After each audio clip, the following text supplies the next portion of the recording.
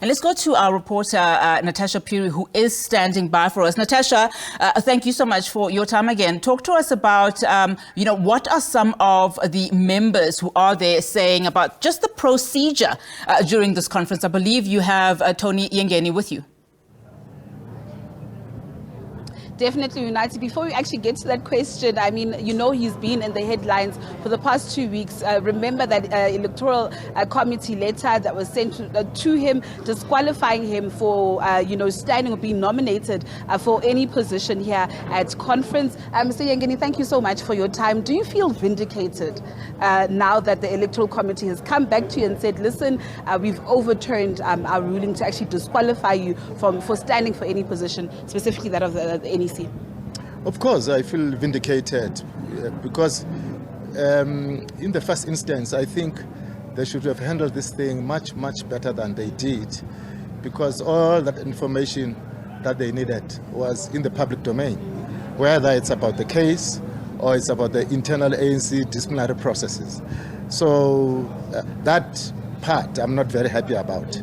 Mr. Yengeni, you're not the only one who actually has raised these grievances. You know that of the ANC members that took the ANC to court over this very issue. Some have been saying that why announce this list of these nominees and not vet them first?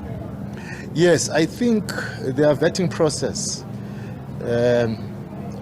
leaves much to be desired. Probably they need to employ much more professional people to do that thing. But it's a special skill, so you need to go to certain sources, get the information, get to government departments, get the information, etc. And then on the basis of the information before you then take a decision, not out of nothing. With that said, and now that there seem to be certain flaws in regards to the Electoral Committee, does this then undermine, their work? And are you worried that, come nomination time, similar concerns could actually be raised? Yeah, when we discuss the credentials, of course, those matters will be raised by delegates. And no, I don't think criticizing them is going to make them, downplay their importance. I think actual fact, I think is going to help them. I will call it constructive criticism. So hopefully they will listen to our criticism and they'll correct the wrongs. There's this narrative out there in the public that it seems a certain faction or certain grouping is actually being purged through this process. I mean, you weren't the only one who has served this letter, but Tabile Dlamini has also served this letter. We got confirmation yesterday from Livuani Matsela that Ace Magashule has also served this letter of disqualification. Well, if you look at the people who have been targeted for disqualification, you cannot help but see in those people some similarities. We somehow hold the same views on almost everything.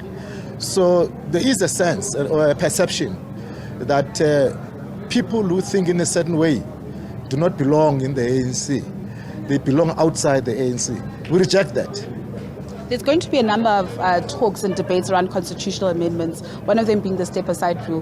What is your view on step-aside? Should it stay? Should it be scrapped? Well, I think the step-aside rule must be placed before conference for discussion, debate and adoption, because the manner in which it was implemented was not satisfying at all. It gave the sense that certain people are targeted. People who think in a certain way are targeted, and they must be patched and kicked out of the ANC in one way or the other. And therefore, the implementation has to be looked into. Even the very resolution itself, I think it should be looked into, because I think it has been distorted by those that are implementing it. Mr. Yengeni, you've been a member of the National Executive Committee for a number of years. Just looking over the last 5 years, I was just speaking to Sizopile Mkiza of the ANC Youth League, and she had said that this is the weakest NEC that she's seen. Do you share the same sentiments? You're part of that NEC. I tend to agree, not only weak, but it's one of the most divided NECs I've served in. I mean, I've served in NEC since Mandela's NEC. Throughout, but this one is unique in its weaknesses and in its friction.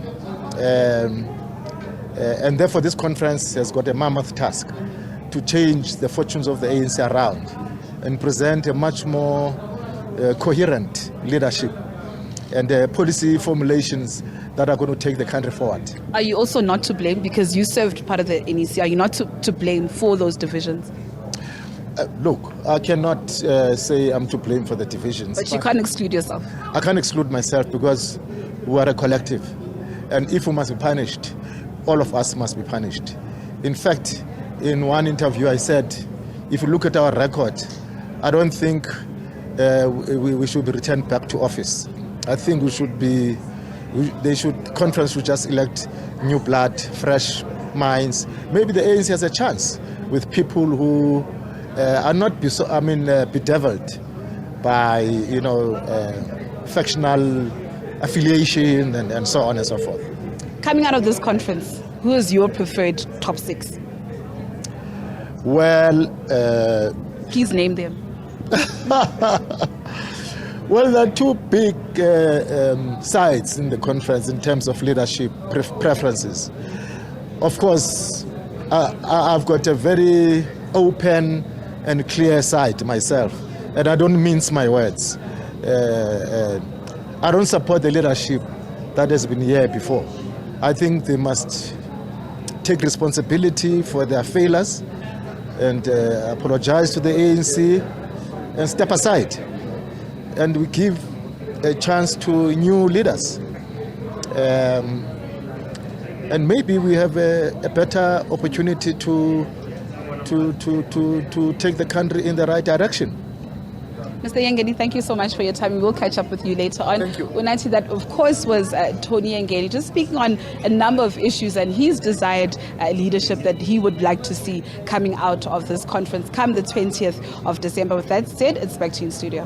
Thank you so much, Natasha. Of course, Natasha speaking there to Toni Yengeni. Yengeni recently won that appeal against his disqualification from running for ANC NEC position.